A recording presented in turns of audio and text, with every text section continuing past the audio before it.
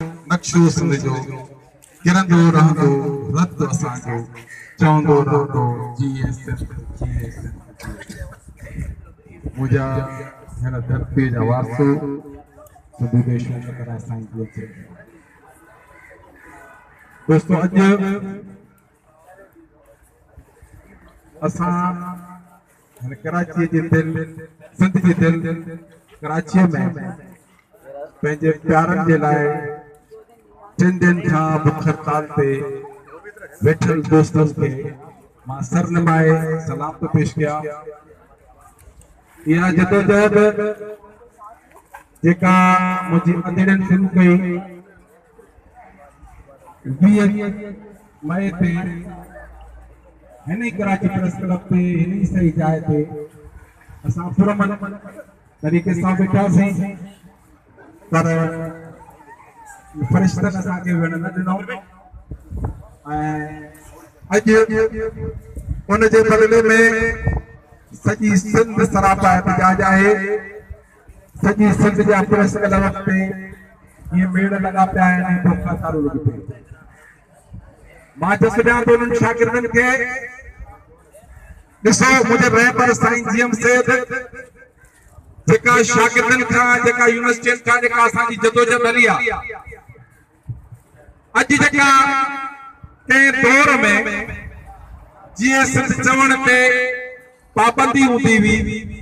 अॼु शहबाज शरीफ सिंध में अची चवे थो त सिंधीअ खे केरु न ॾींदो सहंदो केरु मयार आहे मुंहिंजे लाइ पर सिंध साईं तंहिं करे इहा शागिर्द सियासत जेका कॉलेजनि यूनिवर्सिटियुनि मां अॼु अवाननि ताईं दोस्त पहुता आहिनि, अॼु सॼी सिंध पर न सॼे मुल्क खे इहो साईं वारो नज़रियो खणी हली रहियो आहे। मां चयो ॾियां थो मुंहिंजा शागिर्द सरमन सफदर सईद ऐं ॿिया दोस्त जेके 3 ॾींहंनि खां हिते फुटपाथ ते पिया आहिनि, बाबा अव्हांखे कहिड़ी ज़रूरत आहे, अमी छो वेठा आहियो,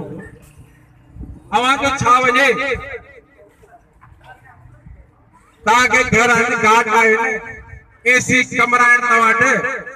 तव्हां चओ त फुटपाथ ते सॼी राति 3 ॾींहंनि खां पिया आहियो। इहा आहे क़ौमी ग़ैरत।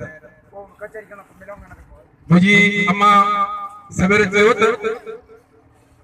इहा जेका जदोजहद निकिती आहे इहा थोरो परे ताईं। ॿियो मुंहिंजी सवेरे सीमा किरमानी चयो त माशाअल्लाह में ईअं थींदो, मुंहिंजा दोस्त वेठा माशाअल्लाह में बि इहो कोन थींदो, सभिनी में जाओ लॻंदी माशाअल्लाह एमआरडी तहरीक उन में बि छापा हणंदा हुआ, थाणनि ते डीपीआर जा केस हूंदा हुआ, फटका हूंदा हुआ, माण्हू ग़ैब कोन थींदा हुआ, पर अॼु इहो माण्हुनि में ख़ौफ़ पैदा करण जे लाइ, इहा असांजी जदोजहद खे दॿाइण जे लाइ, तव्हां असांखे शहीद मशीद खान कुरैशी जो लाश असांखे ज़हर पीआरे ॾिनो, असां त कोन ॾिनासीं, असांजी जदोजहद जारी आहे। 2014 में उनजे भाउ शहज़ादे मखसूद खान ऐं सलमान वधे जो तव्हां असांखे कोई न कोई लाश ॾिनो इफ़रत करण जे लाइ, पर असांजी जदोजहद जारी आहे, जारी रहंदी जेसीं राति अंधारी रहंदी। तंहिं करे असांजा जेके बि खंबियल कारकुननि दोस्त इहो मुख़्तसर करण लाइ मां सिर्फ़ु एतिरो चवंदुसि, उर्दू में चवंदा आहिनि कभी के दिल बढ़े कभी के राते बढ़े। ये जेके मीडिया वारा आहिनि, ये जेके उर्दू मीडिया वारा आहिनि, कल फारूक सत्तार सिर्फ़ इहो बराबरि जुमिलो चवण लाइ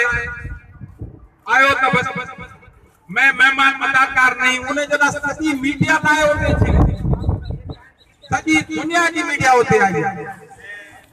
पर हिते मुंहिंजा शहज़ादा रोडनि ते पिया आहिनि, मुझे न्याणियों ने लठियूं ठाहिनि थी, पर शर्म न मीडिया के उर्दू मीडिया नामनियाद मीडिया के कोन थो अचे जो असांखे पेश कनि, पर सिंधी मीडिया मूंखे हैरत आहे त फारूक सत्तार जे पल में चवंदा त सिंधी मीडिया वारा बि लाइ वेठा